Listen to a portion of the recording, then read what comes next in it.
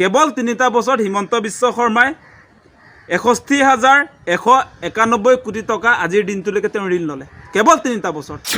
সৰ্বানন্দ সোণোৱালৰ 5টা বছৰত তেওঁ ঋণ লৈছিলে 47,745 কোটি টকা।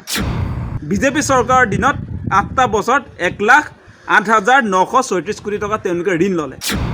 আজি আপোনালোকে দেখিছে আদানীয়ে ঋণ লৈ লোকপ্ৰিয় গোপীনাথ বৰদলৈ কিনিছে। আজি হিমন্ত বিশ্ব শৰ্মাই ঋণ লৈ লোকপ্ৰিয় গোপীনাথ বৰদলৈ যিটো বিমানবন্দৰ সেইটো বিক্ৰী কৰিছে। আজি মুখ্যমন্ত্ৰী হিমন্ত বিশ্ব শৰ্মাৰ উন্নতি হৈছে, তেওঁৰ পত্নীৰ উন্নতি হৈছে, তেওঁৰ পুতেকৰ উন্নতি হৈছে। সেই একেজন হিমন্ত বিশ্ব শৰ্মাই 2016 চনত পূৰ্বৰ চৰকাৰে গ্ৰহণ কৰা ঋণক লৈ সাংঘাতিক ধৰণে সমালোচনা কৰিছিলে আৰু সেই ঋণক লৈ আচলতে তেওঁ সেই কংগ্ৰেছ চৰকাৰখন বিফলতাৰ কাৰণ বুলি কৈছিলে।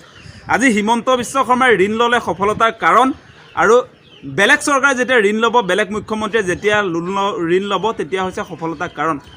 আৰু আপোনালোকে নিশ্চয় জানে যে স্বাধীনতাৰ পাছত 2016 চনলৈকে 69টা বছৰত 41,964 কোটি টকা ধাৰ আছিলে, ঋণ লোৱা হৈছিলে পূৰ্বৰ চৰকাৰসমূহে। তাৰ পাছত হিমন্ত বিশ্ব শৰ্মা আৰু সৰ্বানন্দ সোণোৱাল এই দুয়োজন মুখ্যমন্ত্ৰীৰ দিনত 8টা বছৰত বিজেপি চৰকাৰৰ দিনত 1,08,934 কোটি টকা ইতিমধ্যে ঋণ লোৱা হৈছে। আৰু আপোনালোকে নিশ্চয় জানে যে হিমন্ত বিশ্ব শৰ্মাইতো আচলতে ঋণ লৈ তেওঁ বিশ্ব অভিলেখে গঢ়িছে। তেওঁৰ সেই 3টা বছৰত, কেৱল 3টা বছৰত হিমন্ত বিশ্ব শৰ্মাই 61,191 কোটি টকা আজিৰ দিনটোলৈকে তেওঁ ঋণ ল'লে। কেৱল 3টা বছৰত।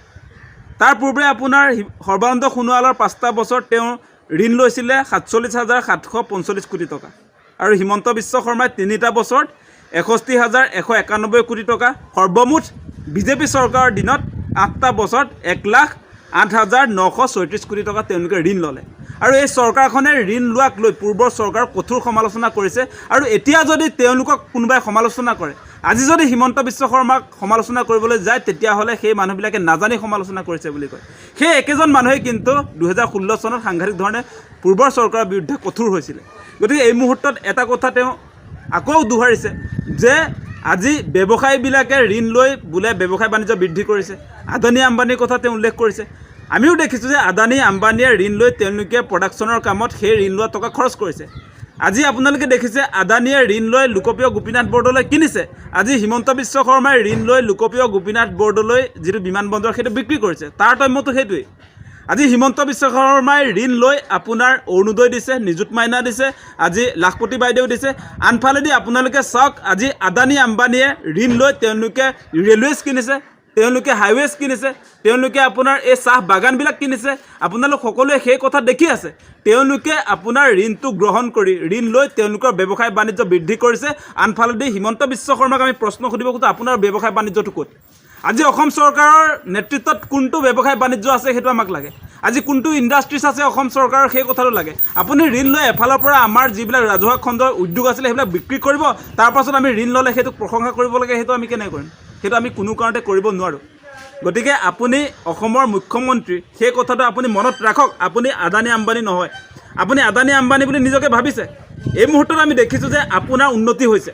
আজি মুখ্যমন্ত্ৰী হিমন্ত বিশ্ব শৰ্মাৰ উন্নতি হৈছে, তেওঁৰ পত্নীৰ উন্নতি হৈছে, তেওঁৰ পুতেকৰ উন্নতি হৈছে। অহা বছৰত পাঞ্জাবৰ সমপৰ্যায়ৰ তেওঁ আচলতে GDP কৰিম বুলি কৈছে। আৰু আপোনালোকে জানে যে পাঞ্জাব চৰকাৰে যি ঋণ লয় সেই আপোনাৰ ঋণ গ্ৰহণ কৰি তেওঁলোকে প্ৰডাকশ্যনৰ কামত খটায়।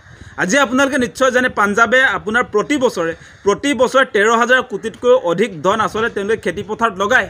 আজি হিমন্ত বিশ্ব শৰ্মাই খেতিপথাৰত কিমান টকা খৰচ কৰে? আজি অসমটোতো আপোনাৰ পাঞ্জাবতকৈ ডাঙৰ ৰাজ্য ক'বলৈ গ'লে। আজি পাঞ্জাবে আপোনাৰ গোটেই ভাৰতক চাউল যোগান ধৰে। আজি পাঞ্জাবত আপোনালোকে জানে পাঞ্জাব চৰকাৰৰ নেতৃত্বত এগ্ৰিকালচাৰ ৰিভলিউশ্যন হৈছে। আজি কিন্তু আপোনালোকে চাওক অসমৰ ক্ষেত্ৰত আজিৰ দিনটোত আপোনাৰ এই খাৰুপেটীয়া আপোনাৰ দৰঙত আজিৰ দিনটোত আপোনালোকে চাওক MSP নথকাৰ কাৰণে আজি ফুলকবি বন্ধাকবিৰ দাম 2 টকা হৈছে।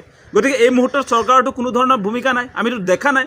গতিকে তেওঁ পাঞ্জাবৰ লগত তুলনা কৰিবৰ কাৰণে কোনো নৈতিক অধিকাৰ হিমন্ত বিশ্ব শৰ্মাৰ নাই। তেওঁ এফালৰ পৰা অসমক বিক্ৰী কৰিব, অসমৰ ৰাজহুৱা খণ্ডৰ ইণ্ডাষ্ট্ৰিবিলাক বিক্ৰী কৰিব, তাৰপাছত তেওঁ ফুটনি মাৰিব। এনেকুৱা ধৰণৰ ফুটনি মৰা চৰকাৰখনক আমি কোনো কাৰণতে সমৰ্থন কৰিব নোৱাৰোঁ। আমাৰ কথা অতি স্পষ্ট, এনেকৈ আচলতে হিতাধিকাৰ সৃষ্টি কৰি আপুনি যে অসমক আগুৱাই লৈ যাম বুলি কৈছে, এনেকৈ কেতিয়াও সম্ভৱ নহয়, সেই কথাটো অতি স্পষ্ট।